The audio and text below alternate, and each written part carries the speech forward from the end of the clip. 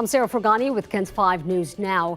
A San Antonio two-story home near downtown will have to be demolished. It went up in flames last night around 11. Firefighters say this is the second time within months they were called out to that same home on South Hackberry Street. Firefighters say they had to attack the flames from outside because of the building's weak integrity. Demolition crews were reportedly at the home to knock it down. They still don't know what sparked the fire.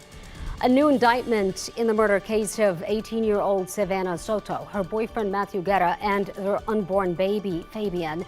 A grand jury indicted Christopher Preciado for capital murder in their deaths, including the baby.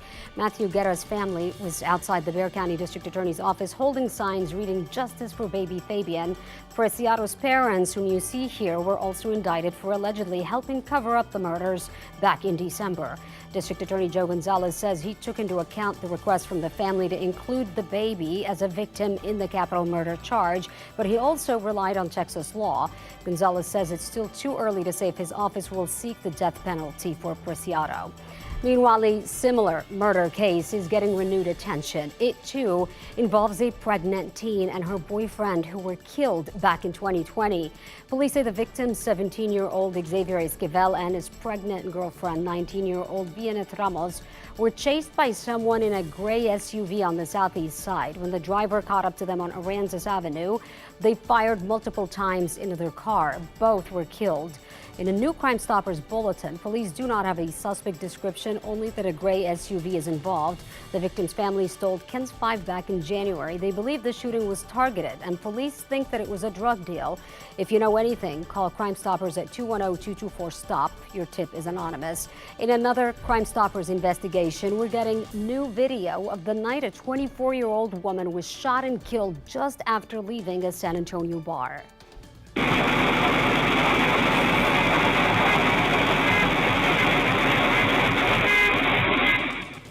Officials say Miranda Gomez and 3 others were driving home February 18th from an after-hours bar on Rigsby Avenue. Investigators believe they were being followed by a car. While on Roland Avenue near Family Tree Drive, police say someone fired several shots, hitting Gomez in the back. If you know who was in that vehicle, call Crime Stoppers at 210-224-STOP. Days after a deadly school bus crash in Bastrop, we've learned a student from our area was among the 40 children on board that school bus. That student attends Seguin ISD, but the school district says it's unable to give more information on that student at this time. The school bus filled with pre-K children was returning from a zoo field trip last Friday when it crashed. 2 people died, including a 5-year-old boy on that school bus and a 33-year-old UT grad student who crashed into the back of the bus. A woman's daughter who was hit and killed during a San Antonio police chase 2 months ago is voicing her concerns. Tyrion Watson and her family gathered this week at the crash site on South W.W. White near Motel Drive. Her mom, India Watson, was killed on January 26. She was crossing the street when SAPD officers were chasing down a teenage suspect wanted for stealing a purse and a car. The officer who hit Watson was put on administrative duty. We would like to see justice. We'd like to see at least a law or something change in the situation, but for now we're just trying to grieve with the fact and go with the motions because still have to pass around the street every day. India had just moved to San Antonio 2 weeks before she was killed.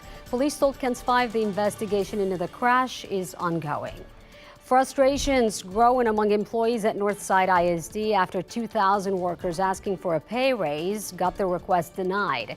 The school district rejected the pay increases at Tuesday night's school board meeting after the teachers union filed a grievance. Custodians, bus drivers, child nutrition workers all received raises last January, but managers, assistants, and interpreters were among those who were left out. Some of the raises requested were as little as 25 cents. We have folks making under $20,000 a year.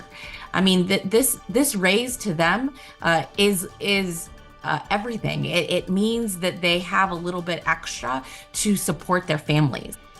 Northside ISD issued a statement saying it values all employees, but budget constraints are a concern. However, they will explore compensation plans for next year.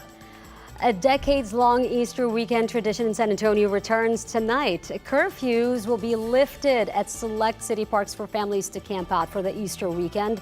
Those curfews lift right at 11 tonight, but resume Sunday night at 11 p.m. For a full list of parks open for camping, head to KENS5.com. For today's forecast, Paul Mireles. All right, it's going to be a beautiful day today, Sarah. High temperatures in the upper 70s, lots of sunshine, and tonight we'll have clear skies. And that's KENS 5 News Now. I'm Sarah Forgani.